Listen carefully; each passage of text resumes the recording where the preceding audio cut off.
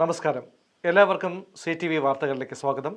ഇന്നത്തെ പ്രാദേശിക വാർത്തകളുമായി ഞങ്ങൾ എത്തുന്നു. കാട്ടാക്കടയുടെ സാംസ്കാരിക ഉത്സവമായ കാട്ടാൽ മേള അടുത്ത മാസം നടക്കും. അടുത്ത മാസം 22 മുതൽ 31 വരെയാണ് മേള നടക്കുന്നത്. സാംസ്കാരിക ഭൂപടത്തിൽ അടയാളപ്പെടുത്തിയ ഒന്നാണ് കാട്ടാൽ പുസ്തകമേളയെന്ന് കവിയും കാട്ടാൽ പുസ്തകമേളയുടെ അമരക്കാരനുമായ മുരുകൻ കാട്ടാക്കട. ജാതിയുടെയും മതത്തിന്റെയും അതിർവരമ്പുകളില്ലാതെ കലാസ്വാദനം നടത്താനുള്ള ഒരിടം കൂടിയാണ് കാട്ടാൽ മേളയെന്ന് മുരുകൻ കാട്ടാക്കട പറഞ്ഞു. രേഖപ്പെടുത്തപ്പെട്ട വലിയ ഒരു മുന്നേറ്റമാണ് കാട്ടാൽ പുസ്തകമേള. കാട്ടാൽ പുസ്തകമേളയുടെ വളർച്ചയും വ്യാപ്തിയും മനസ്സിലാക്കി തിരിച്ചറിഞ്ഞുകൊണ്ട് കേരളത്തിന്റെ വിവിധങ്ങളായ ഭാഗങ്ങളിൽ വലിയ സാംസ്കാരിക കൂട്ടായ്മകൾ പിന്നീടുണ്ടായിട്ടുണ്ട്. അതിൽ ചിലതെല്ലാം ഒരു പരിധിവരെ വിരളിലുണ്ടാവുന്ന ചിലതെല്ലാം കേരളത്തിൽ കാട്ടാൽ പുസ്തകമേളയെ കവച്ചു വയ്ക്കുന്ന രീതിയിലും ഉണ്ടായിട്ടുണ്ട്. അതിൽ പ്രധാനപ്പെട്ട ഒന്നാണ് പിണറായി പെരുമ. അതിൽ പ്രധാനപ്പെട്ട മറ്റൊന്നാണ് ചെങ്ങന്നൂർ ഒരുമ. അങ്ങനെ കേരളത്തിന്റെ വ്യത്യസ്തങ്ങളായ ഇടങ്ങളിൽ 5-6 വർഷത്തിനിടയിൽ വലിയ സാംസ്കാരിക മുന്നേറ്റങ്ങൾക്ക് തുടക്കം കുറിച്ചിട്ടുണ്ട്. പക്ഷേ ആ മുന്നേറ്റങ്ങളുടെ എല്ലാം പിന്നിൽ പ്രവർത്തിച്ച, അവരുടെ എല്ലാം പ്രചോദനമായി പ്രവർത്തിച്ച ഒരു ബൃഹത്തായ പുസ്തകമേള എന്ന വാക്ക് നമ്മൾ അടിവരയിടണം. പുസ്തകം എന്ന് പറയുന്നത് വെച്ചുകൊണ്ട് തന്നെ സാംസ്കാരിക പ്രവർത്തനങ്ങളെ ഏകോപിപ്പിക്കുവാനും പുതിയ തലമുറയെ വായനയുടെയും ചിന്തയുടെയും വർത്തമാനത്തിന്റെയും എല്ലാമുള്ള സാംസ്കാരിക മുഖ്യധാരയിലൂടെ നടത്താനും കഴിയുമെന്ന് ആദ്യാവസാനം അടയാളപ്പെടുത്തിക്കൊണ്ടിരിക്കുന്ന കേരളത്തിലെ ഏറ്റവും ബൃഹത്തായ സാംസ്കാരിക മേളയുടെ അമരക്കാരാണ് നമ്മളെല്ലാവരും. കക്ഷി രാഷ്ട്രീയത്തിനതീതമായി എല്ലാവരും ആസ്വദിക്കുന്ന ഒന്നാണ് കാട്ടാൽ മേളയെന്ന് IB സതീഷ് MLA പറഞ്ഞു. എല്ലാവരും കാട്ടാൽ മേളയുടെ സന്ദേശവാഹകരായി മാറണമെന്നും IB സതീഷ് വ്യക്തമാക്കി. മണികണ്ഠൻ, രാമചന്ദ്രൻ, സുരേഷ് കുമാർ, സുരേഷ് ബാബു, വിജയകുമാർ, വിനോദ് കുമാർ, രാഹുൽ തുടങ്ങിയവർ സംസാരിച്ചു. കാട്ടാക്കട ക്രിസ്ത്യൻ കോളേജ് ഗ്രൗണ്ടിൽ അടുത്ത മാസം 22 മുതൽ 31 വരെയാണ് പരിപാടികൾ നടക്കുന്നത്. ഒരു വലിയ തെരഞ്ഞെടുപ്പ് പരീക്ഷയുടെ കൊള്ളുന്ന കാലം കഴിഞ്ഞാണ് നമ്മളെല്ലാം ഇവിടെ ഒത്തുചേർന്നിരിക്കുന്നത്. നമ്മളിൽ വ്യത്യസ്തമായ വഴികളിലൂടെ ആ പോരാട്ടത്തിൽ അണിനിരന്നവരാണ്. തിരഞ്ഞെടുപ്പിനിടയിൽ ഒരു സ്ഥാനാർത്ഥിയായി പലരുടെയും അടുത്തേക്ക് വോട്ട് ചോദിച്ച് ചെന്നപ്പോൾ അവരിൽ നല്ലൊരു ശതമാനം പേർ ചോദിച്ച ഒരു ചോദ്യം, ഇത്തവണയും കാട്ടാൽ മേള ഉണ്ടാകുമോ എന്നാണ്.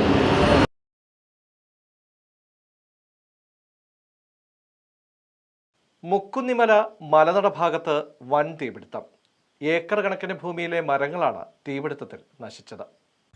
നേമം മലയങ്കീഴ് പോലീസ് സ്റ്റേഷൻ പരിധിയിൽ ഉൾപ്പെടുന്ന മുക്കുന്നിമല മലനട ഭാഗത്ത് തീപിടിച്ചു.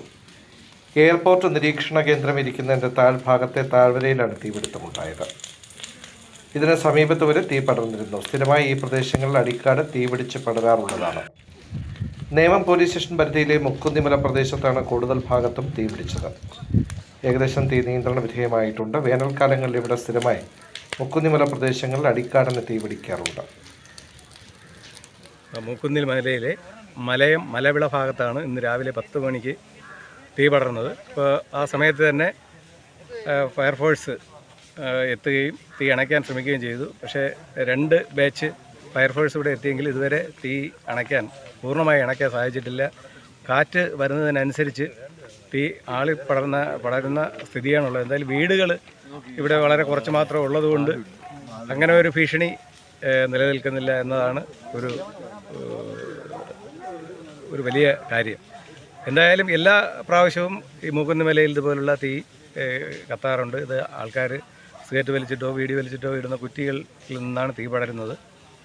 ഇപ്രാവശ്യവും എന്തായാലും ഈ ഭാഗത്ത് 2017 അവസാനമായിട്ട് ഈ ഭാഗത്ത് തീ കത്തിയത്. പക്ഷേ അതിനുശേഷം ഈ ഭാഗത്ത് തീ കത്തുന്നത് ഈ 2026 അല്ലെങ്കിൽ മറ്റു ഭാഗങ്ങളിലും എയർഫോഴ്സിൻ്റെ ഭാഗങ്ങളിലൊക്കെ തീ കത്താറുണ്ട്. എയർഫോഴ്സിൻ്റെ ഭാഗത്ത് തീ കത്തിയാൽ അവർ ഹെലികോപ്റ്ററിൽ വെള്ളമെടുത്ത് അണയ്ക്കുന്ന പതിവാണ് ഉള്ളത്. KSRTCയുടെ ബിസിനസ് ക്ലാസ് ബസ് ഹിറ്റാകുന്നു.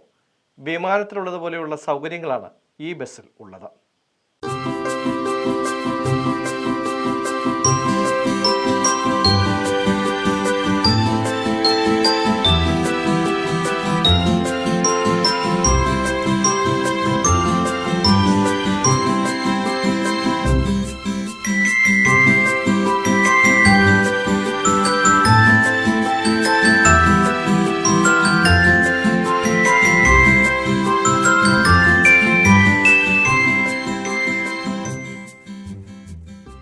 KSRTCയുടെ ആദ്യ ബിസിനസ് ക്ലാസ് ബസ്. രാജ്യത്ത് ആദ്യമായാണ് സംസ്ഥാന സർക്കാർ നിയന്ത്രണത്തിലുള്ള ട്രാൻസ്പോർട്ട് കോർപ്പറേഷനുകളിൽ ബിസിനസ് ക്ലാസ് ബസ് സർവീസ് ആരംഭിക്കുന്നത്. ബിസിനസ് ക്ലാസ് സർവീസിന് വേണ്ട എല്ലാ ആധുനിക സൗകര്യങ്ങളും ഇതിൽ ഒരുക്കിയിട്ടുണ്ട്. എല്ലാ സീറ്റിലും ഇന്റർനെറ്റ് സൗകര്യമുള്ള സ്ക്രീനുകൾ, ഹെഡ്സെറ്റ്, ഫ്ലൈറ്റിലേതിന് തുല്യമായ സീറ്റുകൾ, വൈഫൈ കണക്ഷൻ, ഭക്ഷണം, ശുചിമുറി സൗകര്യം, ബസ് ഹോസ്റ്റസ് സേവനം തുടങ്ങിയ സൗകര്യങ്ങൾക്ക് പുറമെ ബസ് എവിടെ എത്തിയെന്നും അടുത്ത സ്റ്റോപ്പ് ഏതാണെന്നും അതത് സമയങ്ങളിൽ ബസ്സിലെ സ്ക്രീനിൽ തെളിയുന്നതാണ്. ആദ്യഘട്ടത്തിൽ തിരുവനന്തപുരത്ത് നിന്നും എറണാകുളത്തേക്കും എറണാകുളത്ത് നിന്നും തിരുവനന്തപുരത്തേക്കും രാവിലെ 5:30 പുറപ്പെടുന്ന തരത്തിലാണ് ബിസിനസ് ക്ലാസ് സർവീസ് ക്രമീകരിച്ചിട്ടുള്ളത്. ഇതേ രീതിയിൽ വൈകിട്ട് 5:30 സർവീസ് ലഭ്യമാണ്. നിലവിൽ എറണാകുളം വരെ ആരംഭിക്കുന്ന സർവീസ് വൈകാതെ തൃശൂർ വരെ ദീർഘിപ്പിക്കുന്നതിനായാണ് KSRTC ലക്ഷ്യമിടുന്നത്. ടിക്കറ്റുകൾ ഓൺലൈനായി ബുക്ക് ചെയ്യാവുന്നതാണ്. ട്രാവൽ കാർഡ് ഉപയോഗിച്ചും യാത്ര ചെയ്യുന്നതിനുള്ള സൗകര്യം ഒരുക്കിയിട്ടുണ്ട്. ഇടുക്കിയിൽ ജനവാസ മേഖലയിൽ കരടികൾ ഇറങ്ങി. 2 കരടികളാണ് ഇടുക്കിയിൽ ജനവാസ മേഖലയിൽ ജനങ്ങൾക്ക് ഭീഷണിയായി എത്തിയത്. ഇടുക്കി കുമളിക്ക് സമീപം ജനവാസ മേഖലയിൽ കരടി ഇറങ്ങി. മുല്ലയാർ സ്വദേശി ഇന്ദുലേഖ രതീഷിൻ്റെ വീട്ടുമുറ്റത്താണ് 2 കരടികളെത്തിയത്. ഞായറാഴ്ച രാത്രി 7:45 സംഭവം. വീട്ടിൽ സ്ഥാപിച്ച CCTVയിൽ ദൃശ്യങ്ങൾ പതിഞ്ഞു. കരടികൾ പെരിയാർ കടുവ സങ്കേതത്തിൽ നിന്നും എത്തിയതാകാമെന്നാണ് വനം വകുപ്പിൻ്റെ നിഗമനം.